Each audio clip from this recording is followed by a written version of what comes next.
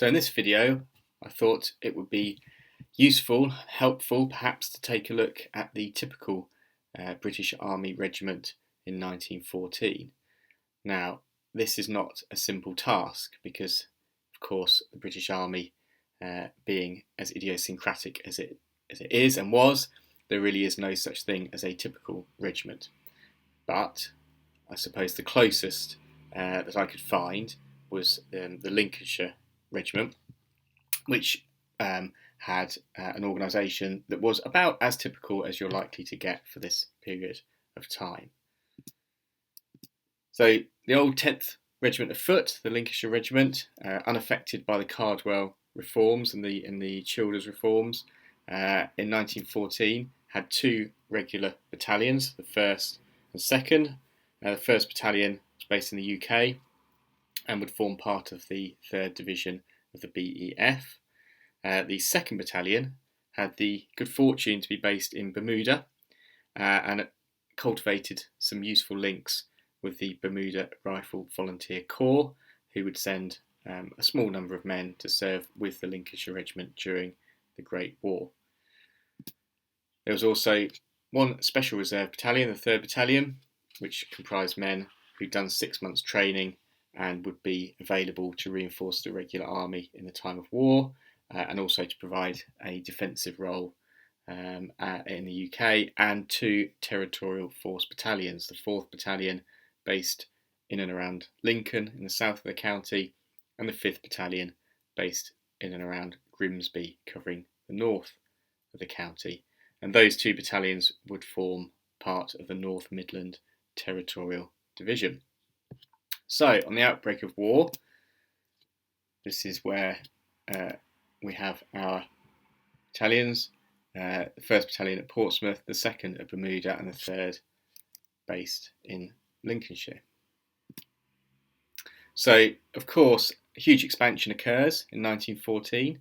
The outbreak of war, famous appeals by Lord Kitchener, and in addition to the 4th and 5th links, who immediately take on their territorial soldiers and start to prepare for their role in home defence, there is the formation of the 6th Battalion of the Lincolnshire Regiment, and that's the Kitchener Battalion that becomes part of the 11th Northern Division.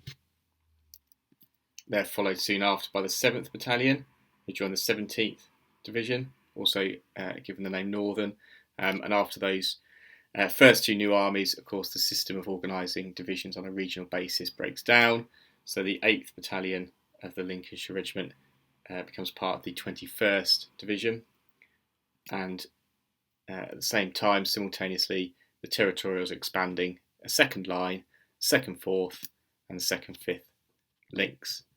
They become part of ultimately the 59th North Midland Division. The 3rd links go to their wartime station, which happens to be Ireland, and that leaves the depot in Lincoln to continue the process of taking on new recruits and reinforcing the regular battalions. Later on in 1914 is the formation of the 10th Battalion of the Lincolnshire Regiment, the Grimsby Chums, famously, who fought so courageously on the first day of the Somme, quite famously, and the first of the reserve battalions, which is the 9th Lincolnshire Regiment. They are formed as part of a new army, but actually they very quickly become a reserve battalion to reinforce the first 3 Kitchener battalions. The 11th Lincolnshire Regiment are formed in October 1915 from various depot companies and reserve units, and initially their role is to reinforce the Grimsby Chums, but they later take on a wider role of training and providing reinforcements.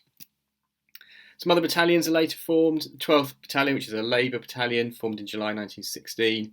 That goes over to France and becomes part of the Labour Corps. There is the 3rd, 4th and 3rd, 5th links. They are additional battalions of the territorial force, and they're to provide reinforcements for the other territorial battalions when the North Midland divisions, to the 1st and 2nd line North Midland divisions, actually go overseas. 13th Battalion is formed in 1917 as a provisional unit of Home Service personnel, and that's fairly quickly disbanded and has disappeared by the end of 1917. And finally, there are 2 garrison battalions, the 1st and 2nd Garrison Battalions of the Lincolnshire Regiment. 1st Battalion goes to India, and the 2nd Battalion stays in the UK, and it's actually converted to a unit of the Royal Defence Corps in August 1917. So altogether we have 19 battalions of the Lincolnshire Regiment at its peak, but naturally not all of those survived the war. So by 1918, the situation has changed quite considerably. There are 2 regular battalions, 1st and 2nd, neither of which is still serving with their original divisions. Both are part of the 21st Division, quite unusually serving in the same brigade. The Special Reserve is still in Ireland. The territorial battalions have been reduced considerably down to just a single active battalion, the 5th Battalion. It's due to various mergers that take place in 1918. They're on the Western Front, as are the first 3 Kitchener battalions, the 6th, 7th and 8th. The 6th is still with the 11th Division, the 7th is still with the 17th Division, but the 8th is now serving with the 37th Division, and they're all on the Western Front. The 1st Garrison Battalion is still in India, and there are a couple of battalions which are reduced to cadre status on the Western Front. That's the remnants of the 1st, 4th and 2nd, 4th Lincolns, which are now single battalion, and also the Grimsby Chums, which are reduced to cadre and are working on the lines of communication. So it's fairly typical wartime service of a county regiment of the British Army. The regular battalions invariably survived from beginning to end, and most of them seem to end up on the Western Front, and then huge expansion and then contraction of territorial force and new army or Kitchener battalions, from a peak in this particular case of 19 battalions formed by 1918, much reduced, and in fact only really 6 of them serving on the Western Front in an active capacity.